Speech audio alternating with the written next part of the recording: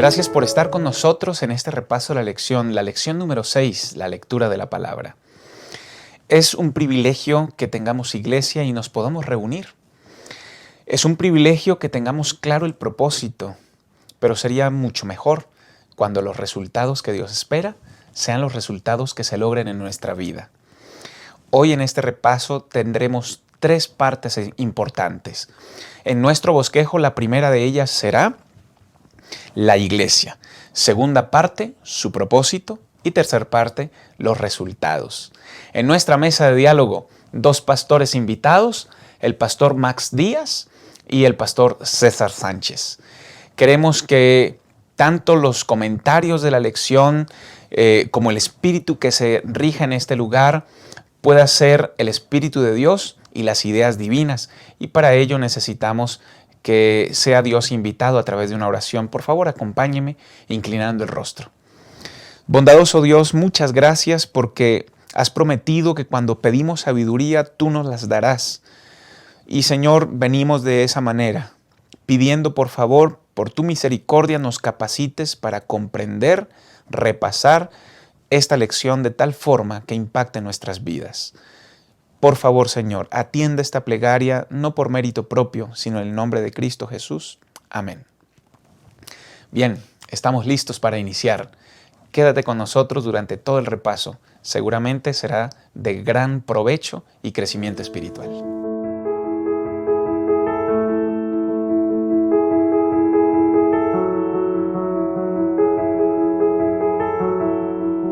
Gracias por estar con nosotros en este repaso de la lección número 6, la lectura de la palabra. Y vamos a ingresar al estudio de los 3 tópicos. El primero de ellos, la iglesia.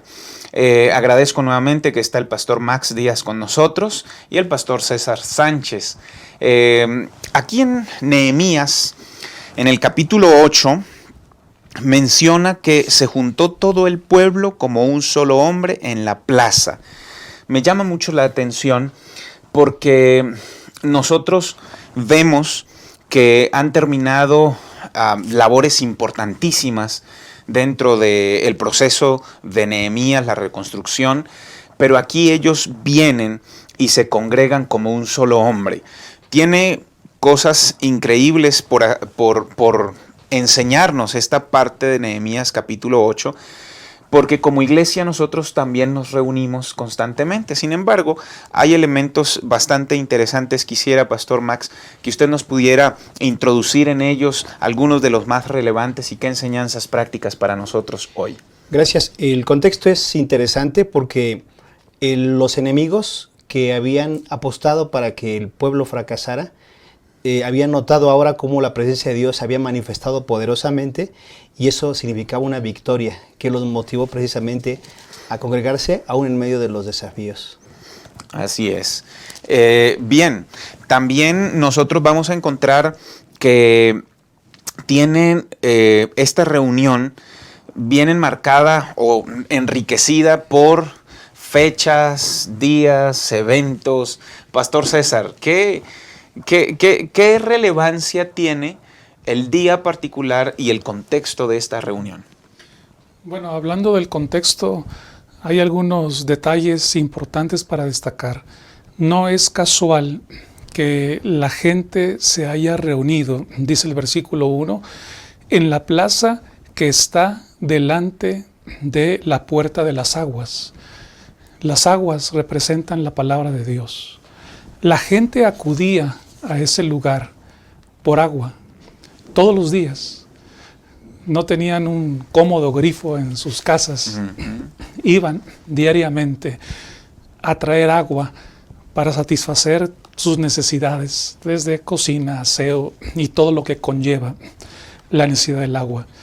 Y el hecho de que el pueblo se congreguen todos junto a la plaza de las aguas o delante de la puerta de las aguas, les recordaría a ellos que hay un agua espiritual y de más trascendencia que la física, que es la santa palabra de Dios que viene a refrescar nuestras vidas y a purificar nuestras vidas. Por otro lado, además del contexto, este contexto físico, hay un contexto cronológico. que tiene que ver con el tiempo, tiene que ver con la fecha. Entonces aquí dice la parte final del versículo 2 que todos los que puedan entender, el primer día del mes séptimo. Y entonces el séptimo mes era el mes, yo quiero pensar que era el mes más añorado por los niños y aún por los adultos, ¿no? Claro. Porque era un mes de fiesta. Había fiesta el primer día, había fiesta el día 10 y había una larga fiesta de una semana desde el 15 hasta el 21. Ahora, la primera fiesta es la fiesta de la convicción del pecado, la fiesta de las trompetas, convicción del pecado. La segunda fiesta del día de la expiación, la del día 10, es la fiesta de la purificación. Y la tercera fiesta, la de una semana, es la fiesta del gozo, de la alegría, de celebrar que Dios nos llamó y que Dios me purificó, es decir, me perdonó. Así que toda una semana para celebrar. Entonces, este es el contexto. En este caso, el estudio de la palabra de Dios habría de convencerlos de su necesidad de la purificación y en consecuencia habrían de celebrar. Otro detalle interesante en estos dos versículos es ahí en el versículo 2, usa por primera vez la palabra entender. Y si leemos con detalle todo el capítulo, vamos a encontrar que 7 veces se repite la palabra entender. Esa es la clave. O sea, muchos podemos leer y leer la Biblia o escuchar y escuchar, pero no entendemos. O sea, Dios quiere evidentemente que entendamos su palabra. Qué bonito.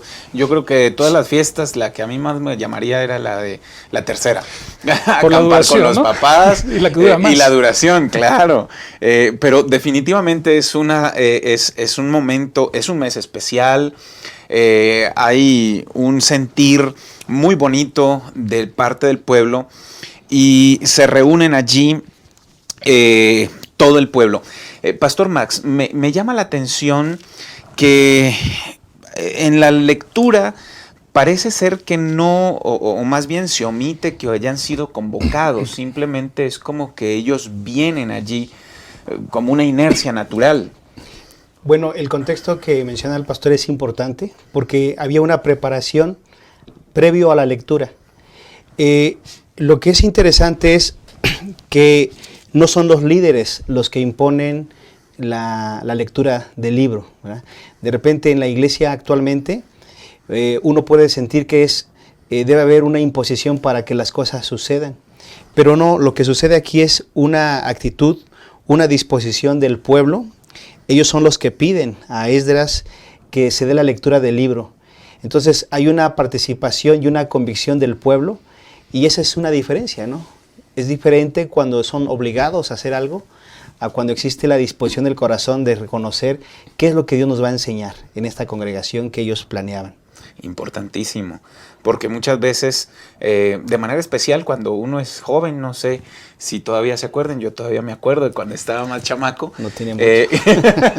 que mi mamá a veces me llevaba porque tenía que ir y me decía, y si no vas, yo no sé, aquí no vives, y hay uno imposición, pero el texto nos permite deducir que la gente quiere estar allí, es más, ellos vienen voluntariamente y eso habla mucho para la iglesia de hoy, Pastor César. Sí, sí, sí. ¿Y quiénes vienen? Dice la primera parte del versículo 1, todo el pueblo. ¿Quiénes pueden entender? Dice ahí la parte final del versículo 2, que hombres como mujeres y todos los que podían entender. Es decir, la gente que se reúne son todos. La lección nos remite a Deuteronomio 31. Para estas ocasiones menciona ahí, amplía a hacer referencia a jóvenes, a niños e incluso a extranjeros que vivieran entre el pueblo, que estuvieran establecidos con el pueblo ya.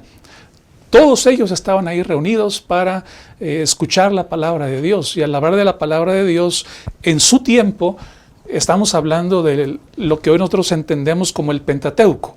O sea, nuestro Pentateuco, los primeros 5 libros de la Biblia, esa era su Biblia para ellos. Y eso es lo que se reunieron a estudiar, a escuchar y a estar pues dispuestos a atender a las indicaciones de Dios. bastante claro que esta reunión no exime a nadie. Pastor, me llama la atención la disposición y la unidad de todos estos creyentes, grupos diversos, ¿verdad? Incluyendo los extranjeros, todo aquel que habitaba dentro de las puertas, jóvenes, niños, adultos, hombres, mujeres, pero todos tenían ese espíritu de unidad.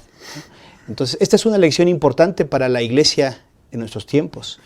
Todos hemos sido llamados a adorar a Dios. En esa diversidad existe la unidad que Dios espera.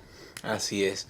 Qué bonito que este pueblo se reúne y que podamos evocar en nuestras reuniones como iglesia el espíritu, el deseo, la unidad y de manera especial los resultados y los propósitos que analizaremos al regresar de un corte.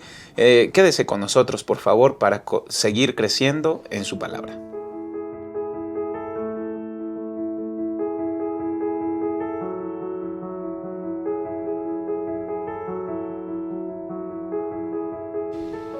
Gracias por seguir acompañándonos en el repaso de la lección número 6, la lectura de la palabra. Llegamos al segundo tópico, su propósito. La iglesia está reunida, el pueblo se ha convocado, se ha reunido, ya hablamos de ello. Y esta reunión, según el versículo 3, dice desde el alba hasta el mediodía. Una reunión de unas 5 o 6 horas. Pastor Max, ¿qué hacían durante tanto tiempo? ¿Qué hicieron? ¿Por qué se quedaron tanto rato allí? Bueno, efectivamente era un tiempo considerable que implicaba que el tiempo que se iba a dedicar iba a ser importante, ¿verdad? Lo que deja ver aquí es que al explicar la ley de Dios, que son las instrucciones de Dios, estaban ellos motivados por saber un repaso histórico de lo que había representado Dios para ellos, especialmente cómo es que Dios había sido misericordioso y había dirigido a su pueblo a través de estos años, y cómo en esas circunstancias ellos estaban recordando ahora su identidad, el valor que tenían como pueblo en la cercanía con Dios. Claro. Importante porque a primera vista uno podría decir, bueno, y entonces se reúnen a leer la ley 5 o 6 horas, no hombre, es demasiado, pero no, en efecto estaban recordando todo el relato de la dirección divina para con el pueblo, y eso les ayuda muchísimo en recordar quién es Dios, quiénes son ellos, de dónde vienen y cuál es su propósito en este mundo. Pastor César, me gustaría que nos aportara un poquito más de esta reunión, su propósito, lo que están haciendo así ellos, en el contexto de que ya en Deuteronomio, el capítulo 4, Dios menciona que cuando lleguen a la tierra que van a tomar por posesión, así lo hagan. Vuelvan a recordar, vuelvan a leer para que mantengan su curso, el propósito por el cual Dios los llamó. Sí, es muy importante este asunto de la historia, porque estudiar la historia nos permite recordar nuestra identidad, o sea, quiénes somos, y dónde estamos y hacia dónde vamos. Entonces la historia juega un papel fundamental. Yo, por ejemplo, lo compararía en el contexto de nuestra nación. O sea, nuestra nación como México realmente es un país muy joven, independiente. Estamos hablando de un poco más de 200 años. Es un país realmente joven. Pero aquí, en este caso, estamos hablando, si tomamos en cuenta el momento del éxodo que ocurrió, se estima en el año 1450 antes de Cristo, y que en el momento en que está aquí leyéndose la palabra, aquí en Nehemías 8, es alrededor del año 500, poner un número. Estamos hablando nosotros de casi 1000 años de historia, partiendo del Éxodo. Ni siquiera estamos partiendo de Abraham, ni tampoco estamos considerando la creación misma. Simplemente del Éxodo aquí hay prácticamente 1000 años. O sea, es demasiada historia y muchos momentos en los cuales Dios se manifestó. Yo me preguntaría, esas personas, ¿qué sentirían ellos cuando escucharon la intervención maravillosa de Dios en la época de Josué, cuando están conquistando Canaán, donde están parados ahí?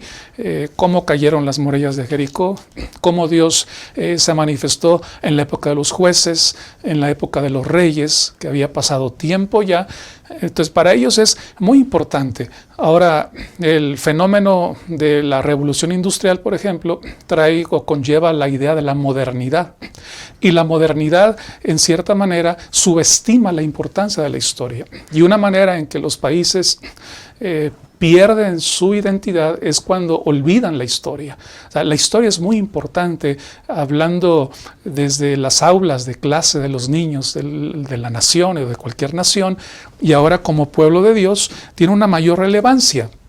Porque al recordar cómo Dios actuó en el pasado, nos da la confianza de saber que tenemos un Dios todopoderoso que puede seguirse manifestando igual. De hecho, se manifestará igual antes de nuestro gran éxodo al reino de los cielos. Amén. Qué importante, porque es muy fácil perder la identidad cuando olvidamos la historia.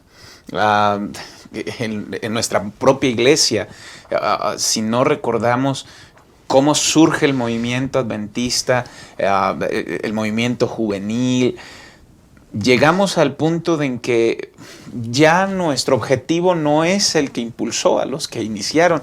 Y este repaso de la ley, que estamos hablando de toda la Torá, el libro también de Josué, todo este repaso vuelve a redefinir, porque les permite conocer el camino que han recorrido, que deben recorrer para no perder el objetivo.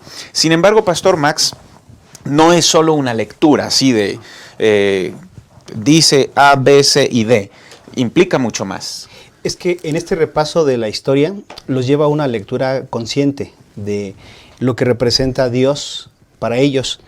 Y en esta lectura consciente hay una parte, por ejemplo, en la determinación del canon bíblico, que dice que para determinar qué libro es considerado inspirado es que tiene poder de transformar una vida.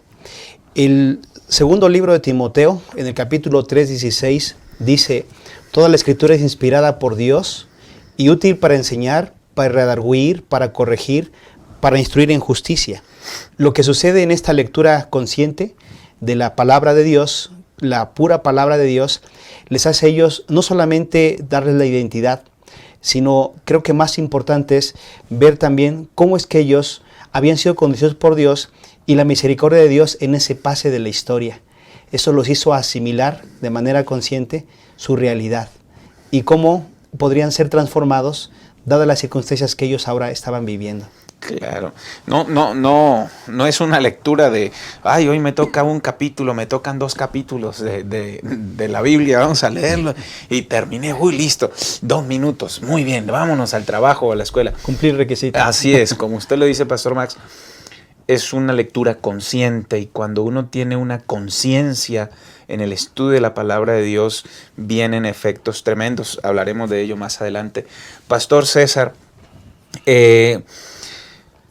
esto que ellos están haciendo en esta reunión de Nehemías, el capítulo 8, evoca de cierta manera lo que fue la experiencia del etíope en el Nuevo Testamento, allá en Hechos capítulo 8. El etíope leía, el pueblo lee, pero como decía el Pastor Max, para que sea una lectura provechosa, requiere de algo más. El entendimiento, poder captar el mensaje. Y por ejemplo, el versículo 8 dice: y leían en el libro de la ley de Dios claramente, y ponían el sentido de modo que entendiesen la lectura. Y ahí está la clave. La frase o la palabra, el sentido, conlleva la idea de interpretación. O sea, había gente que estaba auxiliando a Esdras y estaban interpretando. Estamos hablando nosotros aquí de que la gente que está escuchando, hay una nueva generación muy joven, ¿no? Un grupo joven que ya ni se acuerda del hebreo, no conoce el hebreo.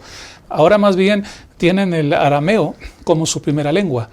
Entonces, para ellos también era muy importante poder interpretarles el sentido del mensaje de la palabra de Dios.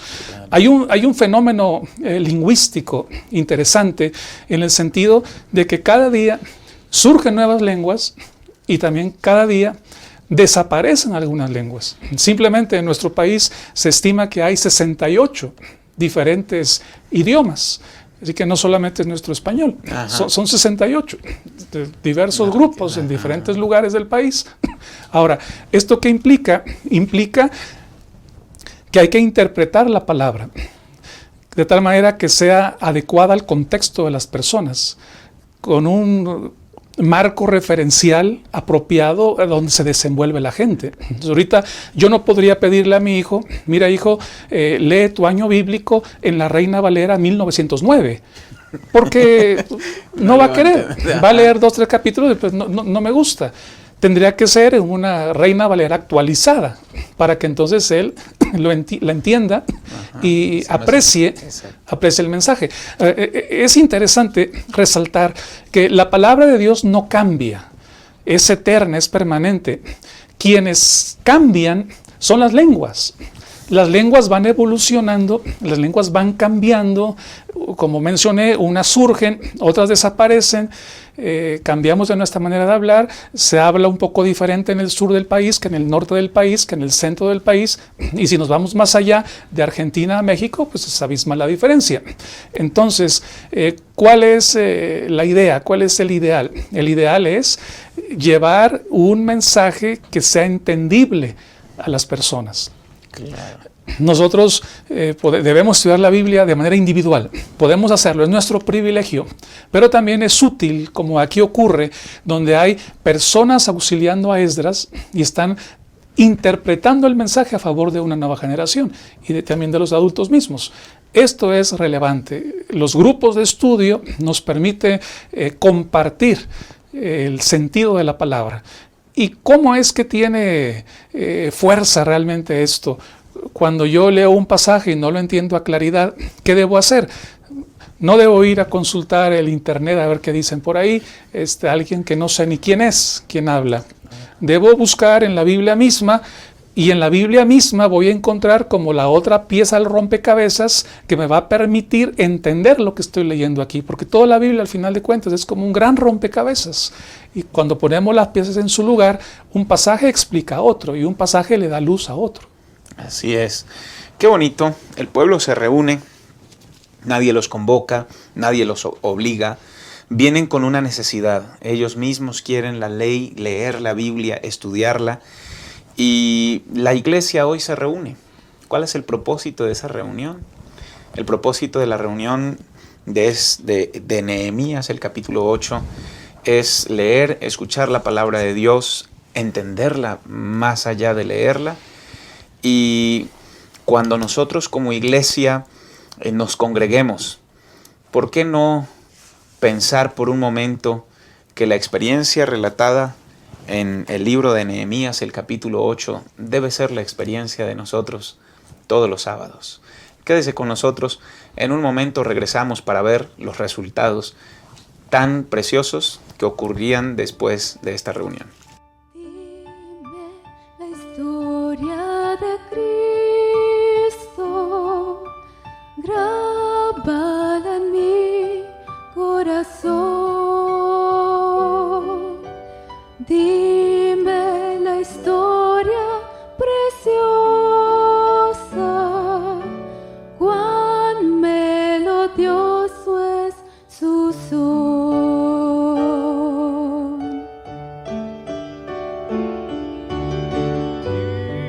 Dime de todas sus obras, de su tristeza y dolor, pues sin hogar despreciado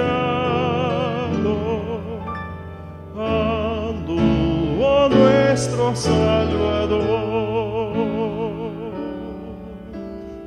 Dime la historia de Cristo, grábala en mi corazón. Dime la historia preciosa, cuán melodioso es su son.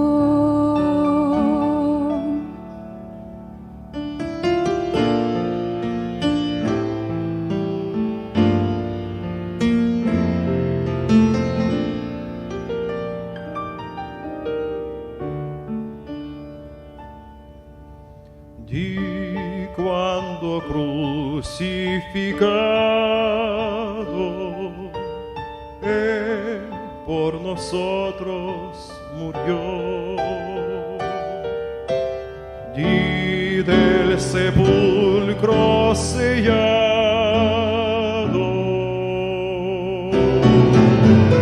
Di cómo resucitó.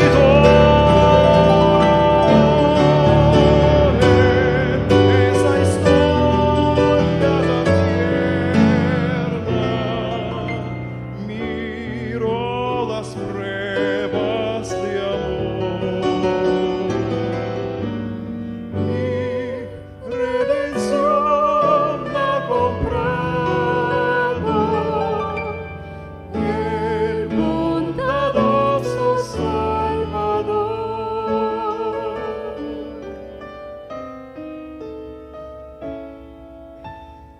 Dime la historia de Cristo, grábala en mi corazón.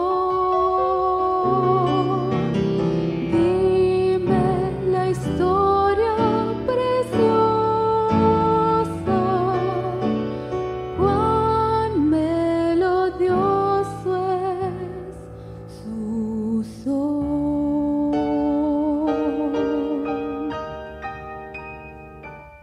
Gracias por seguir con nosotros en este repaso de la lección número 6, la lectura de la palabra. Hemos avanzado en los dos tópicos primeros, la iglesia, segundo tópico, su propósito, y llegamos al último de nuestros tópicos, los resultados. Agradecemos su compañía y también la presencia del pastor Max y del pastor César con nosotros. Llegamos a los resultados, la respuesta del pueblo. Cuando la iglesia se reúne no para chismear, no para criticar, no para complotear, sino que se reúne por una necesidad que tiene para con Dios, cuando la lectura de la Biblia no es forzada, cuando no es un requisito, sino una gran necesidad y es comprendida y asimilada por cada generación, los resultados tienen que venir y vienen en esta ocasión en el relato. Háblenos un poquito de ellos, Pastor Max. Bueno, la lectura misma de la palabra de Dios nos refleja el carácter de Dios, nos habla acerca de su santidad y cómo es que a través de la santidad de Dios el hombre es transformado. Pensaba, por ejemplo, que en esta respuesta del pueblo al reconocer su fragilidad, sus derrotas, al reconocer su limitación, ellos reconocen que Dios es santo, es perdonador, es amor para con ellos. Y me recordaba la experiencia en relación, por ejemplo, como padre hacia mis hijos. Cuando mis hijos cometen errores y reconocen que se equivocaron, creo que se cumplen dos propósitos. El primero es que dejan de lado el orgullo, que es un impedimento terrible que a veces no nos permite poder ser transformados. Y dos, existe la posibilidad del cambio. Esto sucede con el pueblo. Cuando ellos reconocen que son vulnerables y que Dios tiene ese poder de transformarlos, entonces existe la posibilidad de que ellos corrijan su conducta. Entonces, estas dos cosas, tanto como padres nos gusta que nuestros hijos, aún en sus imperfecciones, reconozcan, quita el orgullo, existe la posibilidad del cambio. Creo que esta es la actitud que el pueblo manifiesta y es por eso que se utiliza la expresión, porque el gozo de Jehová es vuestra fuerza, y que tiene que ver con que a pesar de sus fracasos, ellos podían ser restaurados. Así es. Pastor César, usted mencionaba en la primera sección las 3 fiestas y el propósito de cada fiesta. Y cómo la preparación para el juicio, las trompetas, llevaban un proceso de entender y reconocer el pecado para que cuando viniera el día de la expiación pues hubiera perdón, ¿no? Aquí viene en el versículo 9 que el pueblo llora al oír las palabras de la ley. La última frase de ese versículo: el pueblo lloraba oyendo las palabras de la ley. Cuán conmovedor puede ser la palabra de Dios cuando se asimila. Y bueno, el pastor Max mencionaba el gozo. ¿Qué relación hay entre el llanto y el gozo? Bueno, podríamos señalar en este punto que cuando una persona estudia la palabra de Dios, nunca va a quedar igual. Siempre habrá una reacción, habrá un efecto. Y en este caso el efecto primario es tristeza. Es una tristeza de acuerdo a Dios. El apóstol Pablo hace eco de este pensamiento en 2 de Corintios capítulo 9, donde dice ahí que la tristeza, según Dios, conduce al arrepentimiento. Pero la tristeza, según el mundo, lleva a la muerte. La tristeza, según Dios, nos lleva al arrepentimiento. Jesús también hace eco de esta idea en la bienaventuranza, ¿no? Bienaventurados los que lloran, porque ellos recibirán consolación. Y hay mucha gente que llora. Alguien puede llorar porque perdió en una competencia, porque no hizo un gran negocio, se puede lamentar. Son lamentos egoístas, algo que yo quería. Pero que una persona llore por darse cuenta de cuán alejado está de Dios, ese es el lamento que Dios quiere de nosotros. Y este fue el lamento de las personas. Inmediatamente Dios nos da su perdón, nos da su consuelo, nos da su presencia, de tal manera que el llanto se torna en gozo, se torna en alegría de saber que aún de estar tan lejos, el Señor nos trae de regreso, el Señor nos abraza, el Señor nos sana, el Señor nos cura. Qué bonito, precioso. Y ahí está la relación entre el llanto y el gozo. El llanto por ver mi dignidad frente a la benevolencia de Dios, el carácter de Cristo. Y el gozo de saber que inmediatamente yo pido el perdón, Dios me lo ofrece. Y entonces allí está el pueblo siendo animado por menciona el versículo 9, Nehemías, el gobernador, el sacerdote Esdras, todos ellos junto con los escribas y los levitas les están diciendo: no lloren, no se entristezcan, llénense de gozo, porque finalmente el efecto primario fue ese sentir de que he fallado, pero ahora son motivados a el gozo del Señor. Ese gozo del Señor abarca la actitud del cristiano todavía hoy, Pastor Max.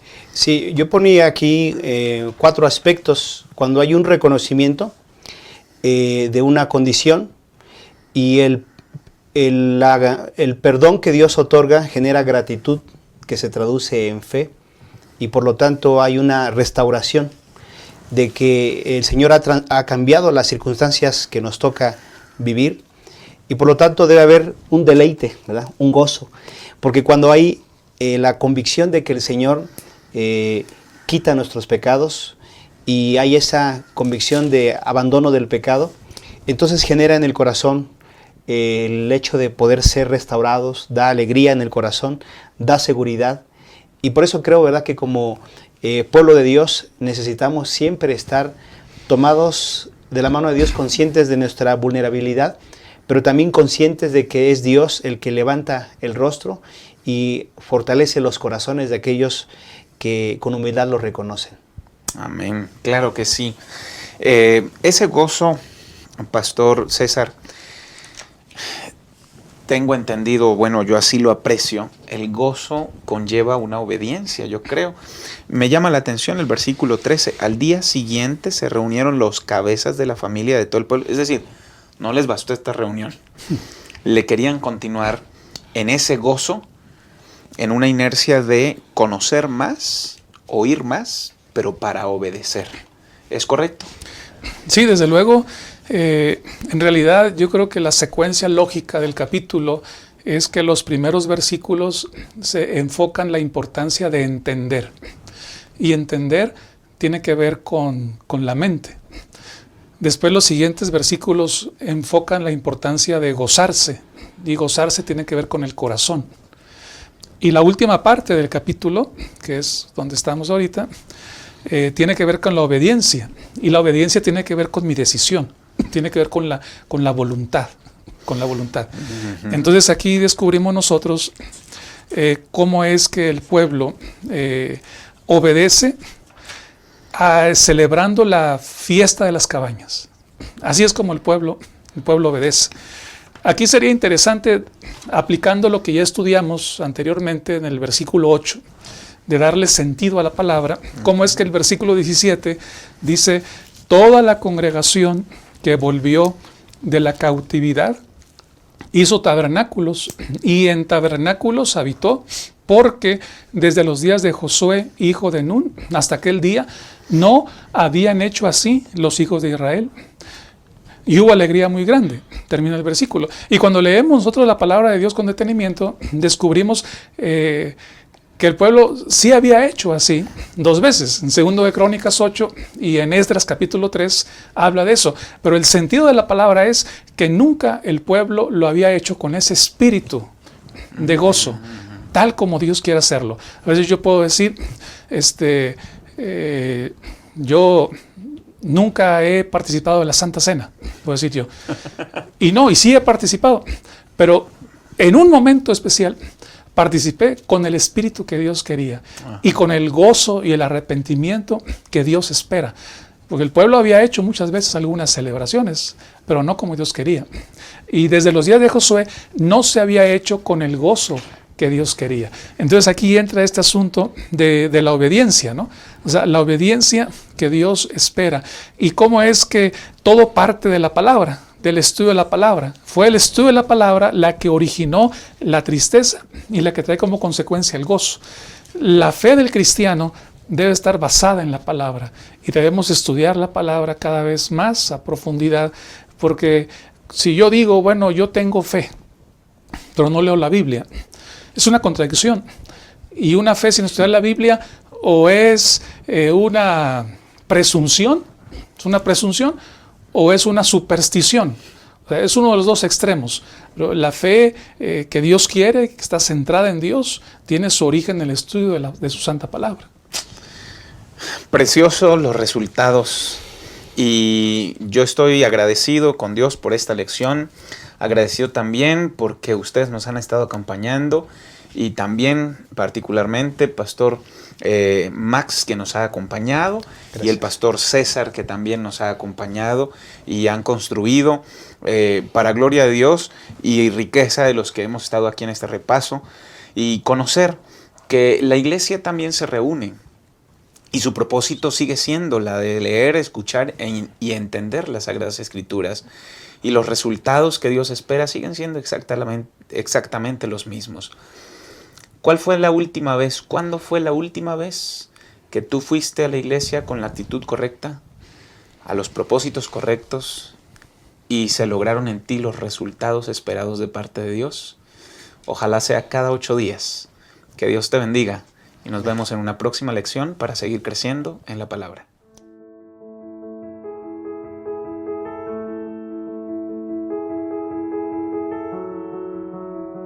El mensaje de la educación es el mensaje del Evangelio. Cristo, además de presentar la palabra de Dios, la enseñó. Cristo es el gran maestro. El mensaje de la educación es un mensaje ligado a la palabra de Dios. Por eso, hoy quiero invitarte a adquirir 2 extraordinarias obras que hablan acerca de la educación cristiana. El primero es de George Knight y se llama Mitos del Adventismo. Es un libro extraordinario con reflexiones muy importantes sobre la educación cristiana que a veces uno piensa, pero que en realidad no son así. Este es un libro que te va a cambiar la vida y te ayudará a valorar las escuelas cristianas y cuál es su verdadera función en nuestra iglesia. George Knight una vez más nos ofrece una maravillosa obra sobre la filosofía de la educación cristiana, Educación para la Eternidad. Esta es una obra que todo miembro de iglesia debe leer. La educación cristiana no es exclusiva de las escuelas, es parte del Evangelio. Por eso es importante que leas este libro y lo compartas con los demás. George Knight es uno de los autores más reconocidos de nuestra iglesia y hoy lo tenemos en nuestro idioma a través de Gema Editores. Te invito a adquirir estas obras extraordinarias sobre educación en tu librería de Gema Editores más cercana.